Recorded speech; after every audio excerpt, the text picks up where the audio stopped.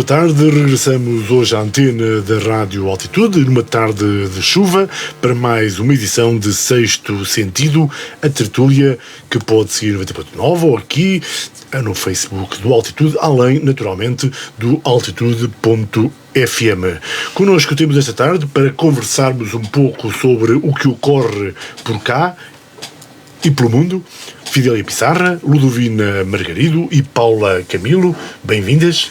Obrigada, boa tarde. Queiramos ou não, a realidade do que ocorre na região centro, ainda que, felizmente, nos distritos vizinhos, nomeadamente nos distritos de Leiria, Coimbra e Castelo Branco, a Depressão Christine foi a sobrepor-nos a todos e passada precisamente uma semana descobrimos finalmente que a primeira ideia do que acontecia com o clima nos distritos referidos era realmente algo de extraordinário. Nos primeiros dias ninguém percebeu, ninguém esteve atento, talvez porque Lisboa vive muito a bolha de Lisboa e tudo o que ocorre fora de Lisboa é mesmo paisagem. E foi nessa paisagem, logo ao lado de Lisboa, a poucos quilómetros, de Vila Franca de Xira para cima, quase podemos dizer, ou se preferirmos, de Torres Vedras para cima, até Aveiro, a depressão destruiu parcialmente todo o território. Passada uma semana, ainda existem 100 localidades sem acesso à água, à luz e a comunicações. Como é que é possível que num país da Europa isto possa ocorrer?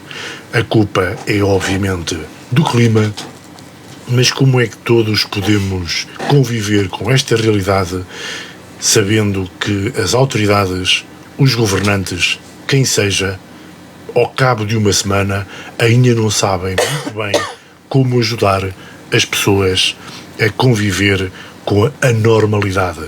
Ou será que, para alguns, normalidade é o vizinho estar mal e eu continuar bem? É isso que se calhar se pode dizer sobre o que se passa nestes dias, pela forma lenta e desajustada como todos os serviços reagiram ao que se passava, nomeadamente no distrito de Leiria, mas também em muitas aldeias e vilas dos distritos de Coimbra e aqui bem perto no distrito de Castelo Branco. Aliás, em Sernache de Monjardim continua não apenas a não haver eletricidade, nem água, nem comunicações, e as pessoas já não têm dinheiro porque não têm multibanco onde possam levantar dinheiro para comprar o que seja. Como é que podemos olhar para isto? Paula Camilo. Bem, com uma tristeza muito grande e uma igualmente grande preocupação, até porque, face às previsões, ainda não sabemos, ainda não conhecemos as totais e absolutas consequências destes fenómenos sucessivos extremos de depressões, onde nos levam, onde nos podem levar. De facto, como dizias, é um cenário de destruição total em toda essa zona. Eu própria viajei para a zona oeste no sábado, por razões pessoais. Testemunhei um pouco do que disseste, no Conselho do Bom Barral, de que não se fala. A Paula Camilo, aproveitando e sem querer dizer nada de extraordinário, e espero que não me leve a mal, mas é originária precisamente do Conselho de Bom Barral, do oeste, de uma zona que foi fortemente atingida. Também, sim, eu fui justamente no sábado passado, no dia em que não seria tão perigoso viajar, ver como é que estavam as coisas na minha casa de família, e percebi que todos os vizinhos da rua onde nós temos casas, estava toda a gente a fazer o balanço dos estragos e a limpar e sem saberem, mas sozinhos, obviamente, mas sozinhos, sem qualquer espécie de ajuda. Bem, e o que temos visto é aquilo que tu dizes, é algo absolutamente desajustado e desorganizado, e mais uma vez, se não fosse a população, e também digo os autarcas, que têm tido um papel fundamental. Quando digo autarcas, digo presidentes de Câmara e muitos presidentes de junta de freguesia, que têm sido incansáveis no apoio às populações. Se não fossem os autarcas, se calhar o governo, para além daquelas medidas que anunciou, não digo com pompa e circunstância, mas pelo menos com aquele ar distante, que já começa a ser habitual e a ser um mote deste governo, e que muito me entristece, porque é uma falta de empatia e de respeito pelos demais que é constrangedora. Não fosse aquelas medidas que anunciaram de ajuda económica, até parecia que nós não tínhamos governo e que temos estado absolutamente desgovernados. E depois lembrar também importa lembrar aquelas declarações tristíssimas da Ministra da Administração Interna, as igualmente tristes declarações do Ministro da Coesão, que então essas são aviltantes, sobre o facto de que as pessoas podem se receberam já do mês passado. Exatamente, que é algo constrangedor. Eu sinto vergonha alheia por uma afirmação dessa natureza, e ver que, como, mais uma vez, tanto que este governo mostra uma absoluta incapacidade para fazer frente. E lembra, agora estamos neste cenário catastrófico, e lembrem-se do cenário que vivemos nos incêndios, é algo semelhante. Depois vemos na televisão toda a gente a comentar negativamente a prestação do governo, vemos a aflição das pessoas, que vemos as pessoas a entreajudarem-se, o voluntariado, que é excelente, mas não chega, vemos as pessoas a apelarem e os autarcas a apelarem para que os militares estejam no terreno, porque pode ser uma importante ajuda, e os militares, ao fim de uns dias, de facto aparecem no terreno a conta-gotas. Pelo menos no Distrito de Leiria assim terá sido, e portanto assistimos a um país que parece que não tem um governo, que não tem, muito menos terá um plano para fazer face a estas situações, e tanto mais grave que nós tínhamos tido avisos prévios, não é? Todos nós recebemos, e o governo também sabia, obviamente, de que isto ia acontecer com uma dimensão que se desconhecia, mas que se sabia que ia ser excepcional e que poderia ser trágica, como veio a ser, e que não fazem aquilo que deviam fazer. Portanto, olha, muito, muito mal, e espero que nos próximos dias as coisas não piorem significativamente. Mas digo-te uma coisa, se nós na pandemia, alguém dizia, e não sei quem, também não me interessa quem, mas dizia isto: se nós na pandemia tivéssemos tido este governo, coitados. Ou não? Filha, ou não? Não sabemos. Olha, eu na pandemia senti ao menos uma segurança. Eu senti segurança. Claro, com todo o cenário que foi uma pandemia que nós vivemos pela primeira vez, mas tínhamos comunicação constante da Graça Freitas, da Ministra, tínhamos, eu acho que o Costa emprestava, também ele próprio nos informava com bastante regularidade. Na primeira fase da pandemia, nomeadamente quando o primeiro responsável, nomeadamente pela vacinação, que era um dirigente partidário e que foi nomeado naquilo que foi designado por mais um job for the boy, correu tudo muitíssimo mal, até que emergiu a figura do Sr. Almirante. Certo, mas não, eu não estou a falar só disso, estou a falar da comunicação do próprio governo, da proatividade, estou a falar da empatia, estou a falar da forma como as medidas todas foram tomadas. Acho que foi um exemplo, e foi um exemplo para o mundo também. O plano, a vacinação, eu acho que foi extraordinário, eu acho que o balanço foi muito bom.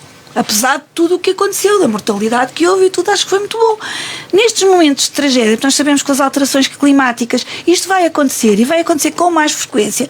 Sabemos que as habitações não estão adaptadas, sabemos que a orografia, sabemos uma série de coisas. Mas a verdade é que no momento em que as pessoas precisam do governo, este governo não tem estado lá.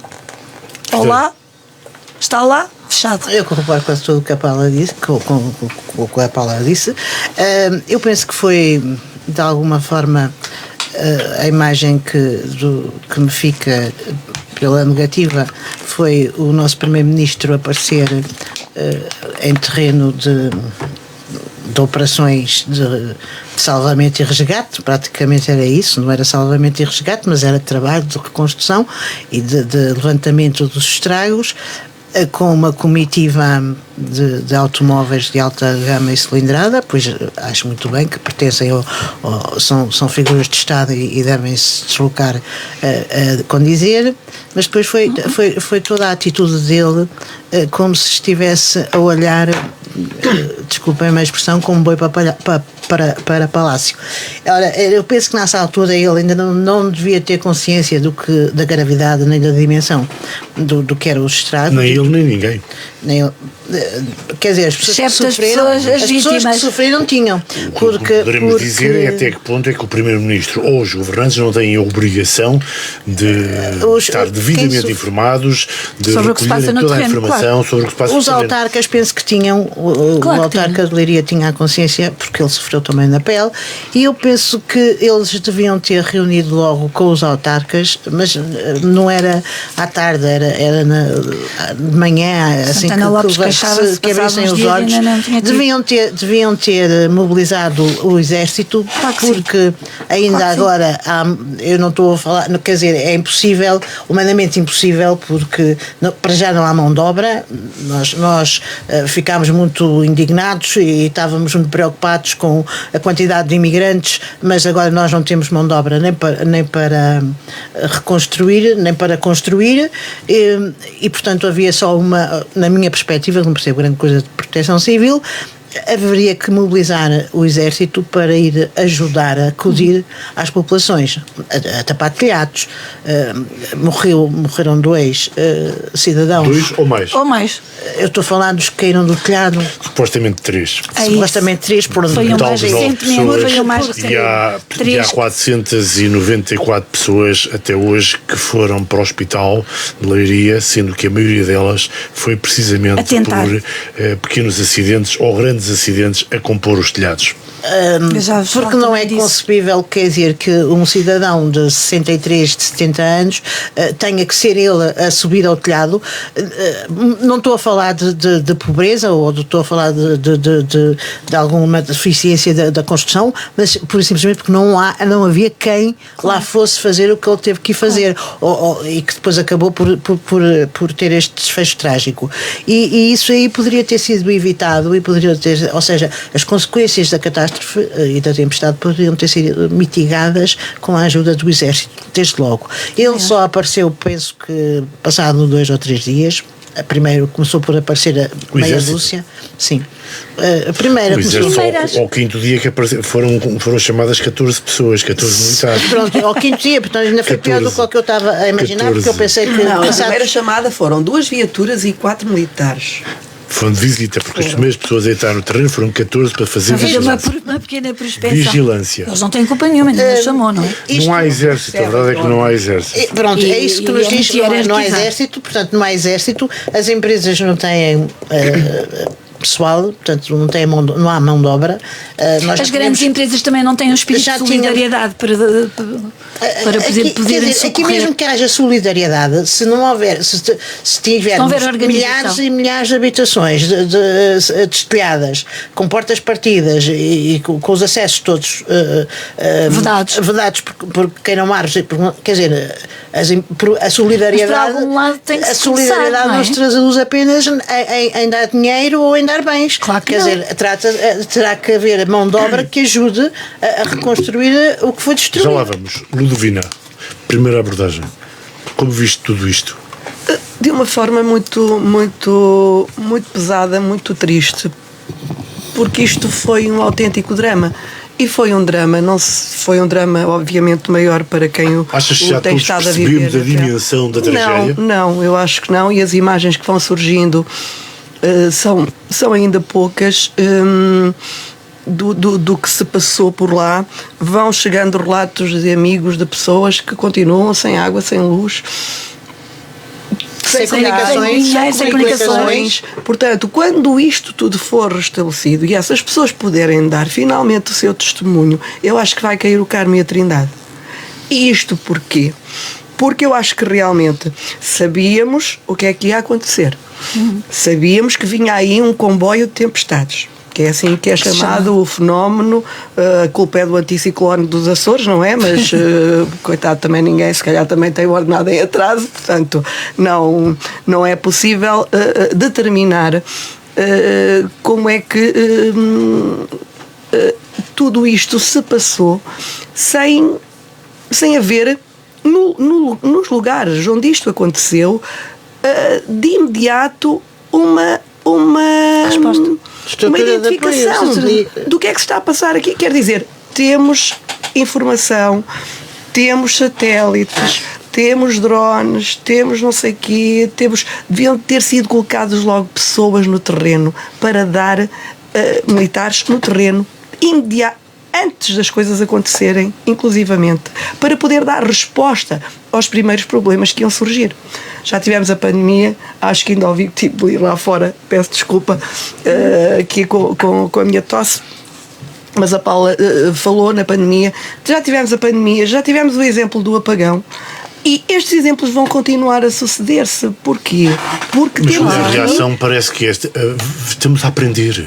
Não podemos estar a aprender. Não podemos estar a aprender. É mais uma aprendizagem. Não podemos estar a custa de aprender. Isto foi mais uma escola que nos chegou do céu.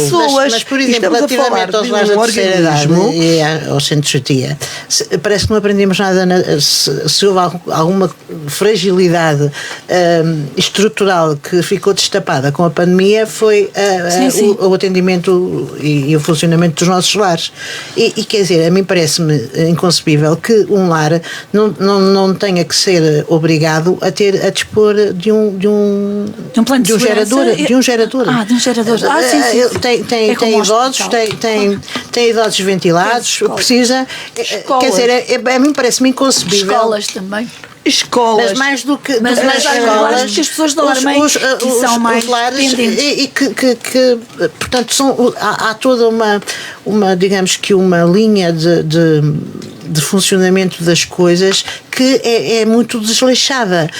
Nós não prevenimos, não pensamos, mas isto se acontecer isto, o que é que a gente, como é que vamos pensar que um centro de saúde não tenha um gerador, que um lar de terceira idade não tenha um gerador, que não haja um recurso, que não haja um plano B e que tudo fique dependente da bênção divina. E já passámos pela pandemia e pelo apagão. Não pode esquecer do apagão. Vocês estão muito concentradas na pandemia. Eu, e por no acaso, apagão confesso que não vejo grande paralelo com a pandemia, mas se calhar sou eu. Eu vejo muito mais paralelo, obviamente, com os incêndios, que é a natureza, é as circunstâncias e é o homem ser completamente incapaz de reagir quando, até para suposta aprendizagem, já deveríamos saber reagir. Sim, temos neste momento 60 municípios em estado de calamidade. Para além daqueles municípios onde caíram algumas árvores ou as cheias, etc. Ou seja, 60 municípios é mais de um quinto do país. E estás a falar da zona de Líria, que em termos económicos, um município onde 80% das casas ficaram sem telhado. Sim, portanto, mas quer dizer, isto é muito dramático. Eu quando falo dos lares e fiz o paralelo com a pandemia, foi que eu penso que as estruturas de apoio aos mais vulneráveis, desde logo pela idade e condição física, deve haver uma exigência na forma como funciona. Claro. Mas agora estamos a falar de algo que é mostrar a pobreza do país, que é a casa estar a cair e haver pessoas que ficam por simplesmente sem onde dormir. Ou sem dormir com a chuva a cair-nos em cima. Mas, no entanto, nós somos na União Europeia. O paralelismo que eu estava a tentar estabelecer, Luís, é que é preciso haver um plano de risco. Sim, plano de risco é um plano, tem de existir. Prevenção. É um plano de prevenção. Não é só de prevenção, é de reação pós-calamidade. tem que ser risco montante. é prevenção. Sim, mas não é só esse, também há que ter um depois a plano. resposta. Depois tem de haver um plano de resposta. implementação no terreno, mas primeiro tem de haver um plano de risco. O plano de risco é aquilo, o que pode acontecer mal, aqui, além, e isso tem de estar eu vi identificado. ontem num dos E canais depois de como televisão resolver. um jovem Tem de ser. imigrante português que veio da Alemanha, da zona ia da falar colónia, uma coisa dessas. que veio para ajudar a Exatamente. família a recuperar a sua casa, que está destruída, e a dada altura ele comentava que quando foi das cheias do Reno há bem pouco Exatamente. tempo, que 2 dias antes já estavam, a Proteção Civil estava a distribuir sacos de areia, Claro. e eles a colocarem sacos de areia à frente da casa e a porem, com a ajuda da Proteção Civil e do município, provavelmente, a porem reforços nas janelas todas para suster os ventos com A a força do chuva, a vento e força da- da chuva. Claro que a Alemanha, enfim, é uma referência para nós, e nós que pobremente ficamos sempre atrás da Alemanha, mas se calhar o que faltou aqui também é um pouco disto, que é antes de Sim, acontecer, é. Sim, com sim. base na informação que havia, termos tido a capacidade, as infraestruturas de proteção civil, que compra muitos bons caminhões com fantásticos escritórios para prestar o serviço de informação interna, mas que à hora da verdade vemos que o Ciresp não funciona, Ciresp não funciona, a e que o Proteção Serviço de Civil Proteção também Civil não não funciona. Os planos municipais o que ainda vai atuando no terreno são os planos municipais de proteção civil, portanto é a proteção Se não civil fossem as municipal. autarquias, Mas ali são mais também não próximas das funcionou, vamos pessoas. ser honestos. Também não, Isto é muito porque desagradável também- dizer, evitamos sempre, e quando vemos o Sr. Presidente da República diz logo parabéns ao Sr. Presidente da Câmara e tal. São as pessoas que estão mais próximas do terreno. São aquelas que Mas estão na a primeira verdade linha. é que as câmaras também não conseguiram responder. câmaras Agora, Também uma não coisa é têm- verdade, nós também somos não um têm país meios. mal Dentro da- organizado, mas dentro da pertencemos à própria- União Esta é que é a Europeia. questão. Somos um país mal organizado, mas pertencemos à União Europeia. Mas no E resto da Europa não há mecanismos- consequências assim. Há mecanismos. Nem na Roménia. Há mecanismos europeus que poderiam ter sido requisitados, que dessem, Também que não davam quiseram resposta, requisitar. desde abrigos, Não quiseram. a comunicações, Como nos incêndios também não quiseram. Também não quiseram. Já as está geradoras. tudo em chamas. A Europa tem um kit pronto a enviar, desde logo recursos. Já foi pedido agora. Há bocadinho tu falavas que já não tínhamos militares. A Europa tem uma estrutura de intervenção rápida e ao fim e ao cabo de De apoio às de populações. apoio às populações que sofrem grandes catástrofes, como foi o caso desta, e que também não foi pedida. E isto agora eu questiono-me, mas foi por orgulho. acharam Não que não era queremos dar necessidade. uma de pobrezinhos, não queremos não sei o quê. Ou seja, há aqui atores que, quando estão na função, se calhar não estão não consciencializam bem os deveres a que se obrigam.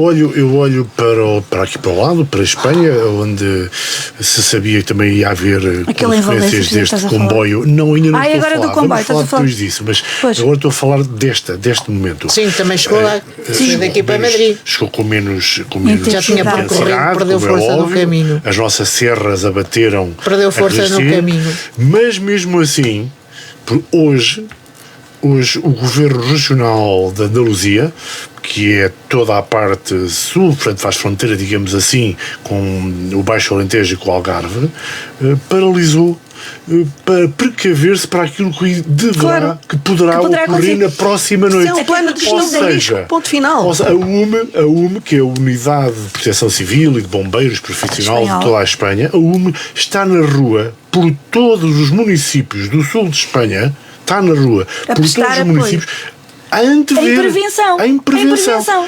E Sim, nós, mas eles também já aprenderam com eles aprenderam as- com muitas. Com valer, com muita Então já porquê é que também. nós não conseguimos planificar desprezamos. quando há informação? Eu não faço a Eu mínima penso ideia. que é assim. Também é uma questão de cidadania, não é só das autoridades. de E também é uma Sim, questão de formação. De formação, sim. De formação. Porque Sim. se calhar Falta de estas também. pessoas que estão em determinados gabinetes não têm a formação que deviam ter específica nestas matérias. Eu acho que, por exemplo, começando pela senhora Ministra da Administração Interna, que não tem que ter formação técnica, obviamente, mas tem que ter sensibilidade política. A própria Proteção Civil, e isto também é uma questão política, quase não é foi só uma questão técnica. porque uma das preocupações deste governo, ou seja, das primeiras preocupações deste governo foi substituir tanto os dirigentes das diversas organizações e, obviamente, que se desaproveitou, deitou borda fora a aprendizagem, o trabalho que tinha sido feito, a experiência e o conhecimento que os anteriores dirigentes tinham adquirido. E em alguns casos, como pessoalmente penso que no caso da administração interna, colocou pessoas sem perfil absolutamente nenhum para desempenhar o cargo, e isso nós pagamos. Às vezes aquilo que não parece, porque as coisas correm bem, a gente nem se apercebe. Agora, quando as coisas correm assim, fica completamente destapado e é óbvio a incapacidade das pessoas. Eu não estou a pôr em questão que a senhora não seja muito competente na área que ela quiser, numa coisa qualquer. Agora, como Ministra da Administração Interna, já é a segunda vez ou a terceira que se revela uma completa inutilidade. E não há, e isto aqui decorre de que não houve.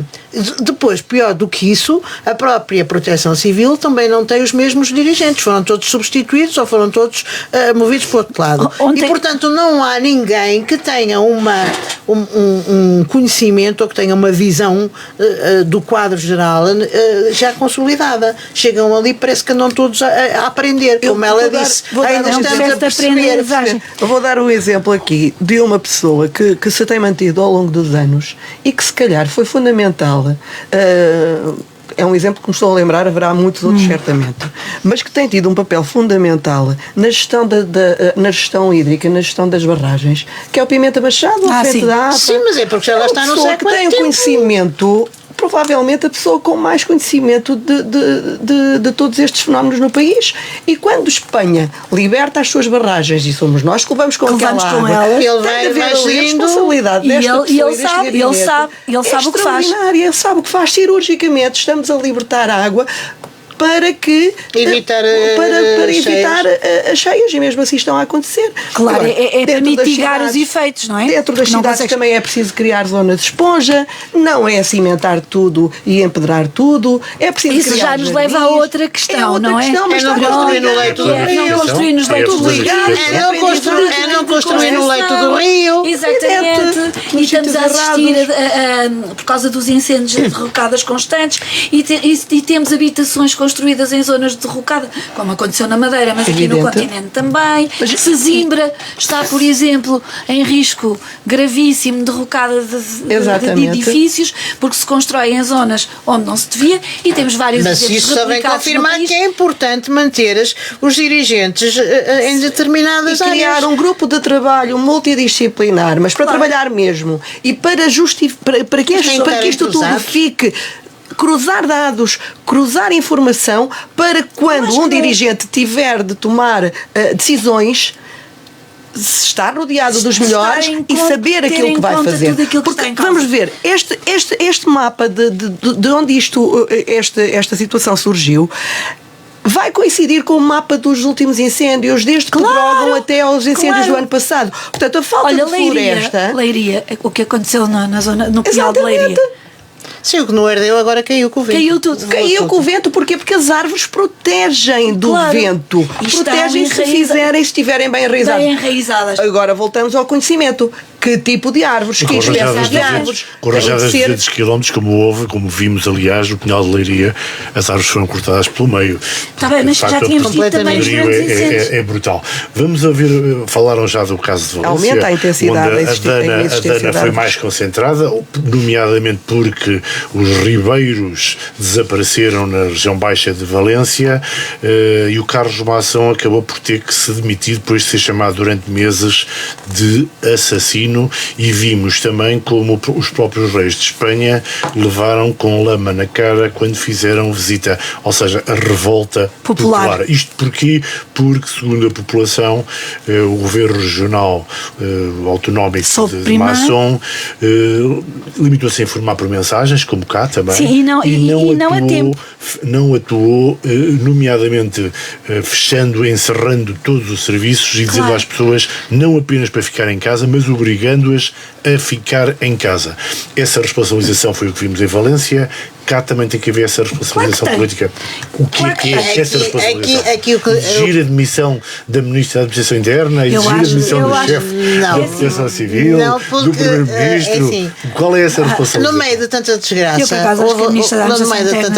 houve a sorte, entre aspas, de acontecer à noite.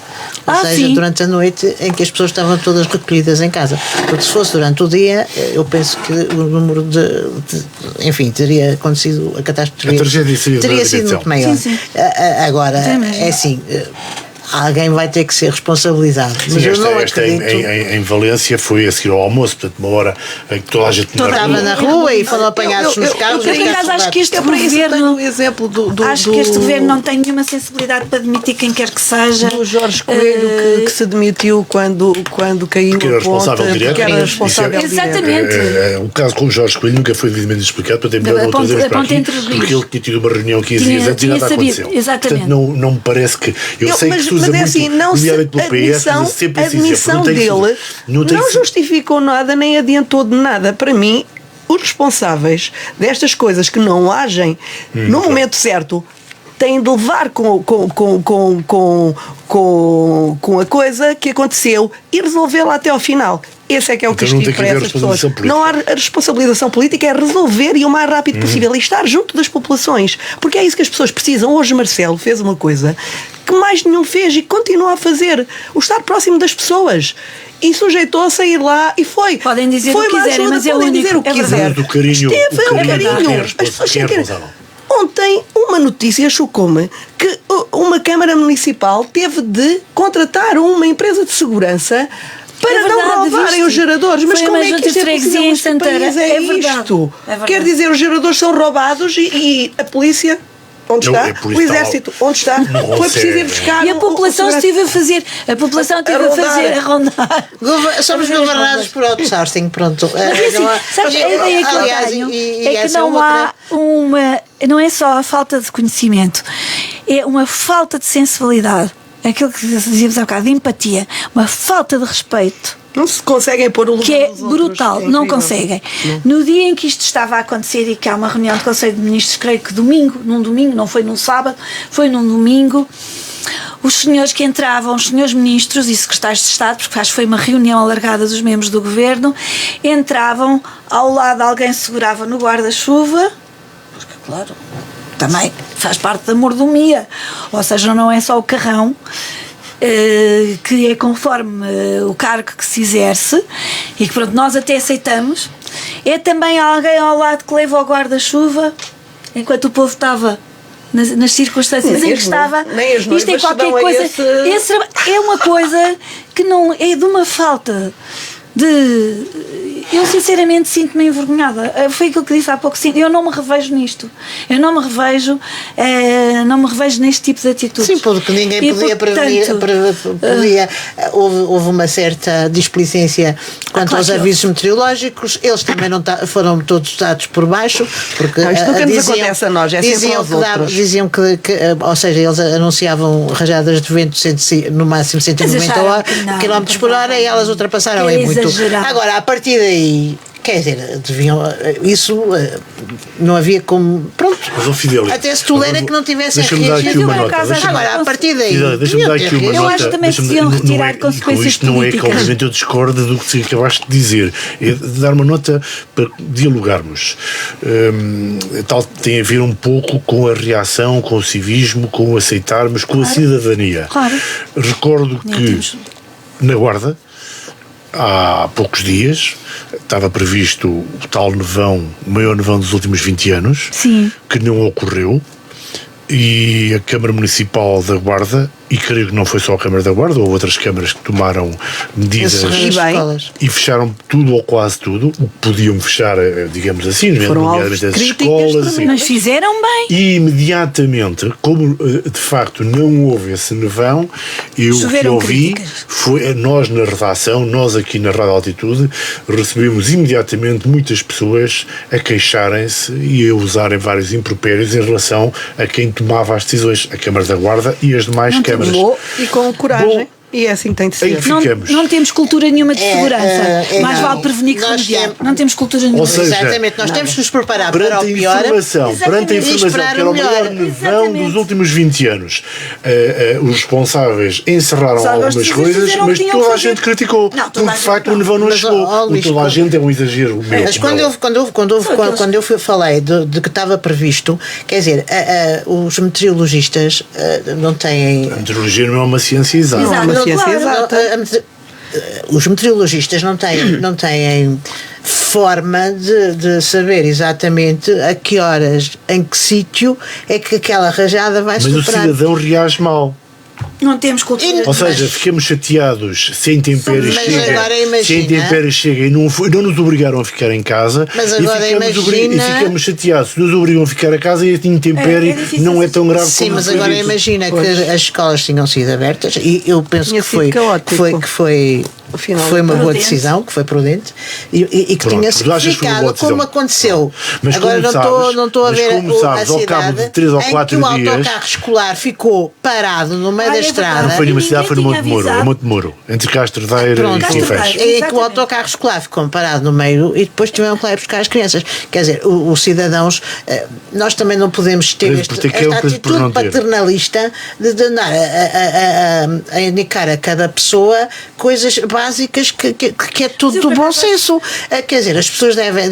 Mas eu recordo, voltando à situação da Guarda, que poucos dias depois houve neve e a Proteção Civil, a Câmara Municipal, foi informando, até ouvi muitas pessoas a ridicularizarem a forma como a Câmara o fez, de que ainda não fechava, mas já se via mais tarde, precisamente com o receio à má reação das pessoas.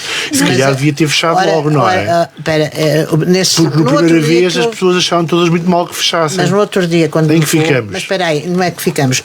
Ser político é ter a coragem de tomar decisões que podem na hora não ser muito populares e tomar decisões que os políticos consideram determinantes para a proteção das pessoas. E, portanto, um político não pode ser permeável a todas as críticas que lhe são feitas. Por isso é que há pessoas que têm um perfil para desempenhar determinados cargos e outras não. Eu penso outras nem por isso. Outras nem por isso. É assim, quem toma as decisões tem que ter a coragem de informar. E depois tem que haver com a comunicação. Que a senhora Ministra da Administração Interna a nível de comunicação é uma tragédia. É um fator primordial. E há uma questão, isto da cultura, da falta de cultura de segurança que os portugueses não têm, como também não têm cultura ambiental, e eu falo por mim que também não temos. Não somos aquela geração que tenha sido educada para atrasados ambientais. Exato, somos atrasados ambientais. E vamos fazendo um esforço, até porque os nossos próprios filhos estão muito mais à frente e nos vão dando lições e cartas, não é? Nessa matéria. Mas, começando pelas escolas, e acredito que já o façam, é importantíssimo implementar esta cultura de segurança. E os órgãos, as pessoas que estão nos órgãos de decisão, ou as pessoas que decidem, têm que tomar decisões que sejam antipáticas, mas a todos. Para terminarmos esta parte que já ocupou quase o programa todo, não, é super porque importante. É de facto a tragédia do momento. Claro. Os próximos dias vão continuar a ser de chuva intensa. A próxima noite prevê-se, pelo menos em termos de chuva, muita chuva, embora felizmente não sejam previstos ventos tão intensos como os que houve no dia 28. Ludovina, o que é que podemos recomendar às pessoas neste contexto precisamente de cidadania, de que devemos ser cuidadosos, que devemos pensar nomeadamente que o terreno está cheio de água e que as árvores podem não suster-se já porque a base, as raízes estão tão umidificadas que já estão praticamente a nadar.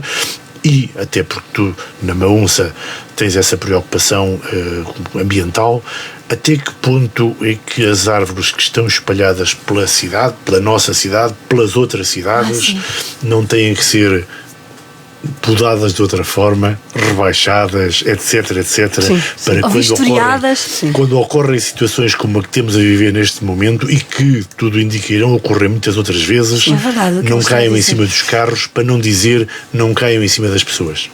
Porque o reexame da árvore tem de ser um fator primordial para a escolha da árvore em espaço urbano. Isso é essencial. Não pode ser uma árvore que tenha demasiado peso. Por exemplo, os cedros têm muito peso, os pinheiros têm muito peso. Com a neve, então, os próprios ramos racham só com o peso da neve, quanto mais com ventos intensos. E o pinheiro não tem uma raiz muito profunda. Portanto, a escolha das árvores tem de ser a correta.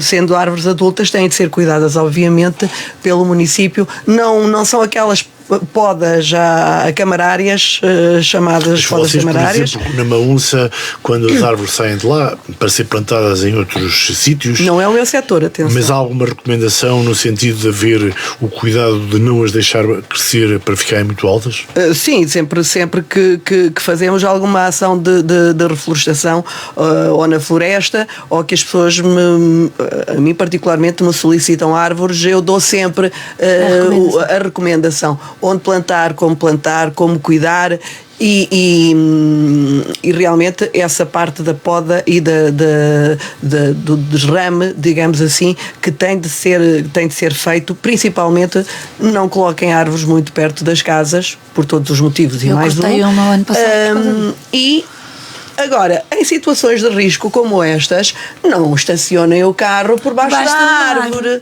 Não estacionem o carro num sítio onde a árvore possa cair.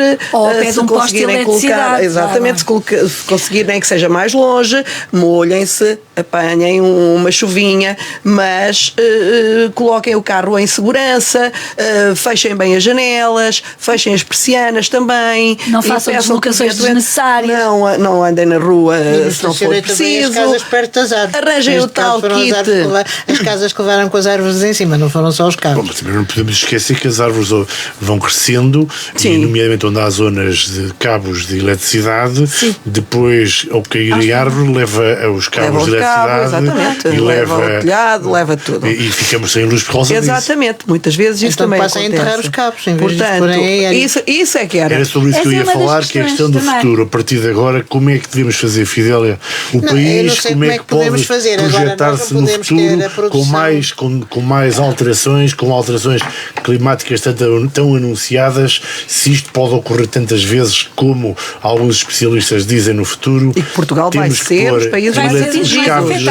É assim, quer no calor extremo, nós não podemos ter, temos de ter as árvores mais baixas. Ter a produção de eletricidade concentrada em 2 ou 3 sítios e depois ter que andar com elas com os carros milhares de quilómetros para chegar aos produtores. Pois, com as confusões que isso dá também nos próprios proprietários. Exatamente. É um filme, não é? Mas, por exemplo, nós podemos ter propriedades, cortam aliás, árvores, agora etc. com toda a tecnologia podemos ter produções mais pequenas, mais dispersas e mais próximas do consumidor ou do utilizador da eletricidade. Isso aí já vai permitir, se calhar, enterrar cabos, não é? Porque se vem lá, se a eletricidade chega aqui vinda lá de Trás-os-Montes ou chega aqui vinda do Algarve, quer dizer, até são muitos quilómetros de cabo e ficará a alternativa para isto está nas pequenas produções, nas microproduções que já são enterrá-los todos. Agora, que se tivermos aqui uma pequena produtora, se tivermos ali outra pequena produtora, já é possível, próximo dos aglomerados urbanos, enterrar os cabos.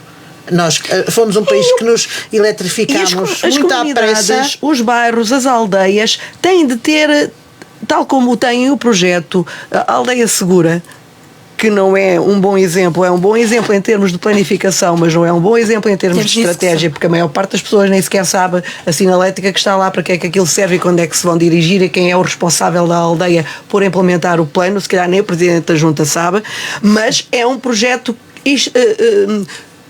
planeado, já é um esboço, já é alguma coisa. Ora, se houver apetrechamento com geradores, não será um gerador que vá fornecer energia a todas as casas, mas que não seja local onde seja num sítio onde as pessoas possam recorrer para lavar a roupa, para tomar banho, tem de haver um conjunto de infraestruturas, e ninguém melhor do que os presidentes da junta, do que as pessoas que estão no terreno para o fazer. Essa estrutura está criada.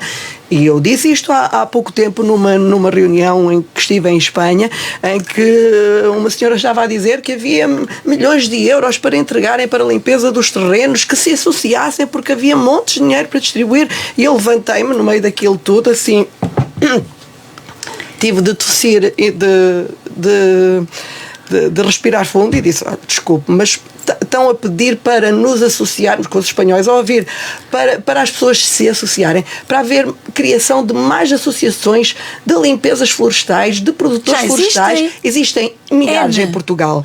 Agora, porquê é que vocês não distribuem esse dinheiro? Porque ela estava a dizer que ia ser devolvido à Europa pelas juntas de freguesia, onde existe o projeto Aldeia Segura, onde pode existir uma carrinha para combate a incêndios, onde pode existir um trator, uma máquina para abrir aceiros. Portanto, essas estruturas já existem, não funcionam. 4 anos depois as pessoas decidem das pessoas. Se lhe dão voto ou não. Se lhe dão voto ou não. As juntas de freguesia têm uma equipa depois para tratar disso, Fidélia. Elas emprestam os equipamentos às pessoas, ou emprestam os equipamentos às pessoas. Em um minuto, muito rapidamente. Ludovina, permite-me. Muito rapidamente. E para quem não tem seguro, quem não tem apoio nem capacidade financeira, do ponto de vista legal, o que é que pode fazer? Ficar à espera que o estado de calamidade e que o Estado lhes dê o dinheiro, a ajuda? Como é que pode fazer? É assim, tem o recurso a essas ajudas, ainda não sabemos no terreno como é que isso vai ser. Bom, sabe, há um problema, tem que preencher um formulário na internet, mas como não há comunicações, as pessoas não podem preencher porque não têm acesso a comunicações. Mas com certeza que é ter em conta que os prazos têm que ser por forma que as pessoas possam efetivamente concorrer. Exatamente. Também ia dizer isso. E em última instância, se entenderem que o Estado foi negligente, metem o Estado português em tribunal e pedem indenização. Isso é um processo mais complicado. Mas olha, estou-me a rir. Mas era uma Mas nós pagamos impostos é para termos respostas do Estado. Como vemos, portanto, em última instância, as respostas do Estado estamos a ver. Português é um Estado completamente tem essas ajudas que, em alguns casos, serão minudências, não é? Porque depende, cada caso é um caso. E depois têm... Olha, em última instância, isto que eu te disse, rimos-nos todos, mas não temos essa cultura também de responsabilizar o Estado, porque o Estado nunca se responsabiliza perante os seus contribuintes e os seus cidadãos. Últimos 10 minutos do Sexto Sentido de hoje, para nos recordarmos, por entre esta tragédia que se abateu sobre a região centro do país, que estamos na fase final da campanha para as presidenciais. No próximo dia 8 vamos ficar a saber quem é que é o próximo Presidente da República, o homem que irá suceder precisamente Marcelo Rebelo de Sousa, que neste momento volta a ser um protagonista de carinhos e de estar com o povo. Paula Ramilo, como é que vês as eleições de domingo? O que é que se exige de um presidente? É ser como Marcelo, estar com as pessoas? É algo completamente diferente? É também estar com as pessoas. Eu confesso que relativamente à campanha, por causa de toda esta tragédia, eu esquecia. E acho que todos nós, não é? Até porque a campanha abrandou e alguns protagonistas, um dos protagonistas dessa campanha, o Ventura até dizia: vamos deixar de fazer campanha e vamos transportar água exatamente, aquele saco de água. E portanto cavalgou também sobre isso para fazer a sua própria campanha noutros termos. Mas eu vejo que pode haver uma abstenção maior, o que é sempre mau para a democracia e depois consequentemente para os resultados. Mas espero que ainda assim, e apesar de toda esta tragédia, que no domingo se vote e que se vote num presidente que tenha condições para exercer o seu mandato como um verdadeiro democrata, que é o que nós queremos, portanto, em prol da democracia. E portanto espero que no domingo vote o maior número possível de pessoas. Penso que vai haver uma abstenção grande por causa disto, mas espero que ganhe Presidente Democrata. Se me perguntas que seja ao estilo do Marcelo, sobretudo nos últimos tempos o Marcelo começou a cansar-nos um pouco, também com isso, com essa história, entre aspas, dos afetos. Mas agora esteve bem de novo, esteve junto das pessoas. Fecha em grande. Fecha em grande, é verdade. Fecha em grande. Mas precisamos de um presidente a sério, não é? Portanto, não de um autocrático, não de um indivíduo que ponha em causa a Constituição. Também não tem poderes para isso, mas terá forma, se for aventura a ganhar. De o fazer? Que não vai ganhar, espero eu. Mas se fosse ele a ganhar, teria forma de criar bastantes obstáculos ao governo. E, portanto, espero que ganhe um presidente democrata que respeite a Constituição, porque nós temos uma Constituição. Não achas que essa atitude ou essa identificação de que o André Ventura não vai ganhar, eu espero que não vá ganhar. Eu não falei da forma mais correta. Muita gente deixe de votar porque não é preciso. É assim, A abstenção não poderá disparar e criar eventualmente alguma surpresa? Eu espero que não, mas corremos sempre esse risco. As pessoas como não pensam em segurança, não é? Quem elege é o voto, não são as sondagens. Mas é assim, quem vota no Ventura, se calhar vai votar massivamente. Essas coisas. Agora não, quem vota no Ventura vai votar massivamente, seguramente, não é? É mais convicto, é mais militante. São mais militantes, não é? Até porque tem uma agenda muito clara, que nós todos conhecemos, de exercer o poder e chegar lá de qualquer forma. E, portanto, os outros podem ser mais abstencionistas. Presidente, eu sou assim muito comezinha a esperar. Eu espero que cumpra as funções para que exista o Presidente, que é proteger e zelar para que a Constituição seja cumprida e defendida. Depois que acrescenta isso, que seja uma pessoa de consensos, que consiga estabelecer pontes entre os diversos atores políticos, que são assim um bocado avessos uns com os outros, ou estão, e que defenda acima de tudo a democracia e as instituições democráticas, porque o que nós temos vindo a assistir é uma erosão, uma depreciação das instituições democráticas, desde dos tribunais, do ensino, da saúde, que não é bom para a democracia. Nenhuma democracia resiste à depreciação, à erosão das suas instituições e portanto é isso que eu espero de um presidente, é que consiga cozer tudo isto de forma consistente e robusta para que a democracia não ceda e as sociedades não fiquem ao sabor das clivagens. Não esperas nenhuma surpresa para domingo? É assim, eu esperar não espero. Agora é convictamente, não espero, porque penso que se houver abstenção, quer dizer, nem toda a gente que vota num, ou toda a gente que vota num, não sei se há assim tanta militância, ou seja, se a militância é assim tão abrangente que consiga superar os que supostamente votarão no. Agora, uma coisa é certa, e o candidato já o afirmou várias vezes: as eleições não se ganham com sondagens, é com os votos que se tiram da urna. Ludovina. Eu espero sinceramente que ganhe António José Seguro. Espero sinceramente que as pessoas lá em casa votem António José Seguro, que pensem naquilo que está em causa, que aquilo que está em cima da mesa é o André Ventura e o António José Seguro. É uma pessoa de extremos, é uma pessoa disruptiva que o que quer é entrar para implodir o governo, o sistema. É isso que os partidos extremistas têm feito na União Europeia, em todos os países para onde conseguem eleger-se, é exatamente para fazer implodir o sistema e ganharem com isso, obviamente, para atingir os seus objetivos. Portanto, está em causa votar massivamente, não ter medo nem da chuva, nem do vento, ir votar. Hoje, nas entrelinhas, André Ventura dizia às pessoas para ficarem em casa e não estava a falar, ele tentou meter o temporal no meio disto, mas não é isso que ele está a referir. Ele está a referir-se à abstenção, ele está a apelar à abstenção, a que as pessoas não vão exercer o seu poder de voto. E eu acho que neste momento tão perigoso que estamos a viver na democracia e com todas estas situações, que tudo isto fragiliza as instituições.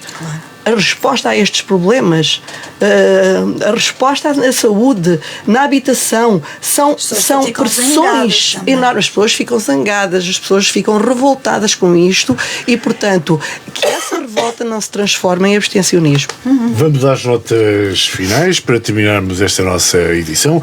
Uma semana que fica, obviamente, marcada por uma depressão que destruiu parcialmente, para não dizer totalmente, mais de 90% em muitos concelhos, dos mais de 60 concelhos atingidos na região centro do país.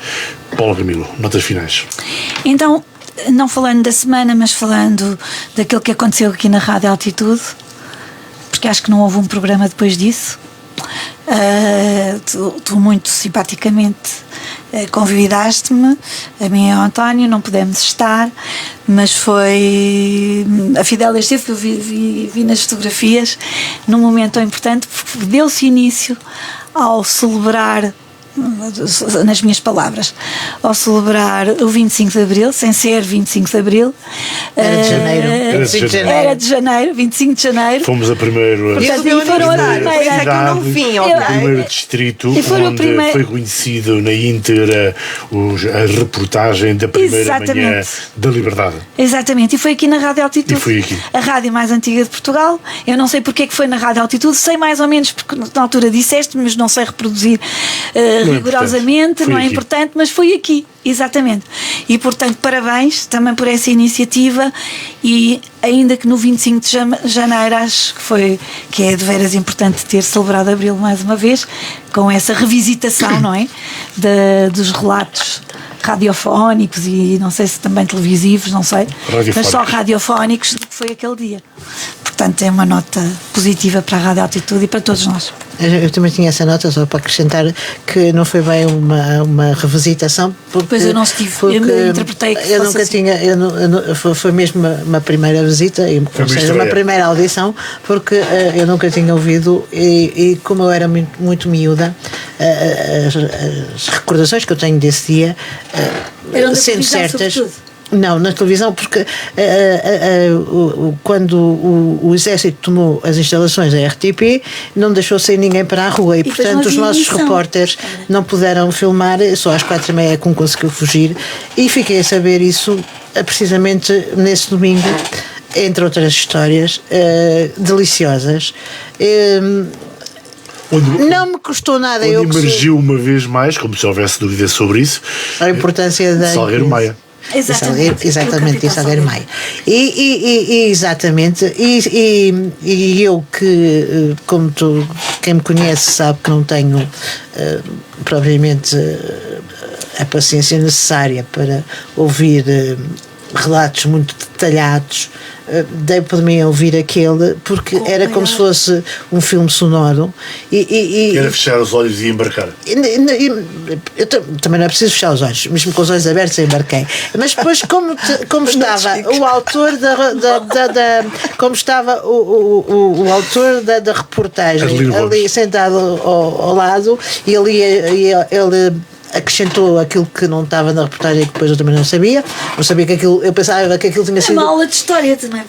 Foi uma aula de história, mas contada pelo próprio e muito interessante. Ao vivo, porque eu pensei que aquilo era uma reportagem que já tivesse sido transmitida em direto, ou quase, porque eu também pensava que com uma decalagem de 40 minutos no próprio dia, mas não, nunca tinha sido transmitida, e parece que ainda há mais 4 horas de gravações que também ainda nunca foram, e portanto foi uma delícia.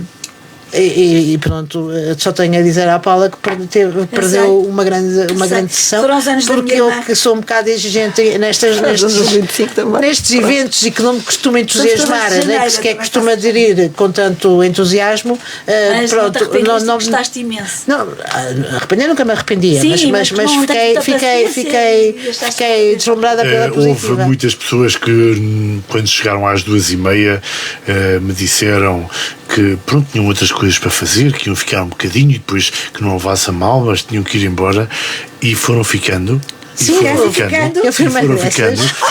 E no final praticamente todas as pessoas estavam cá e nós acabámos por sair daqui não às 6h30, 7 horas como estava previsto, mas houve pessoas que saíram daqui às 9 e às 10 horas da noite. Sim, porque ainda foi possível dialogar, discutir, nomeadamente com a Adelino Gomes e com a Maria Inácia Rezola.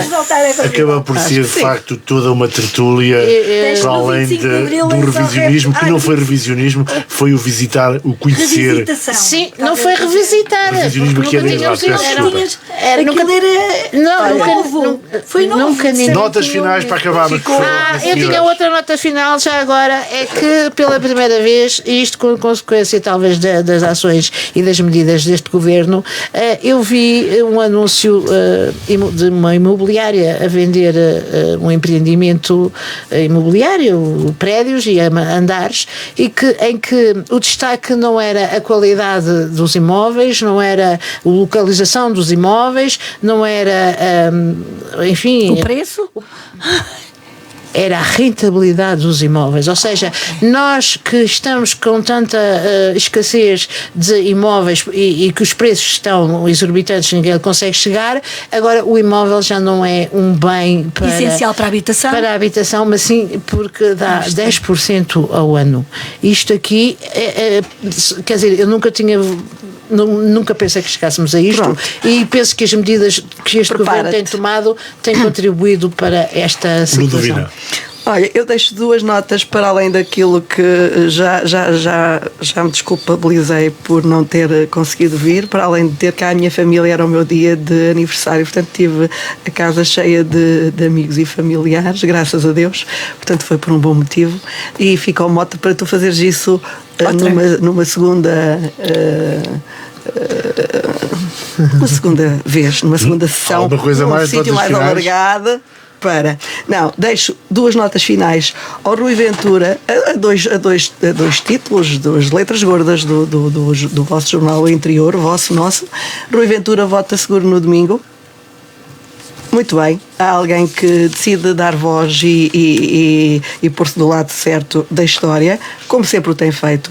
É uma pessoa de quem eu gosto e que eu admiro, e que acho que está a fazer um trabalho muito bom também a nível do turismo do centro de Portugal, e desejar a Paulo Fernandes, 2 ex-autarcas do PSD, a maior das sortes para esta tarefa dantesca que vai ter pela frente, mas que também, conhecendo como o conheço, não tenho a mínima dúvida de que é um bom capitão para chegar a bom porto. E terminamos assim às pessoas da tempestade hoje. Tudo de bom, boa sorte, e vão contando com o que pudermos dar resposta daqui também.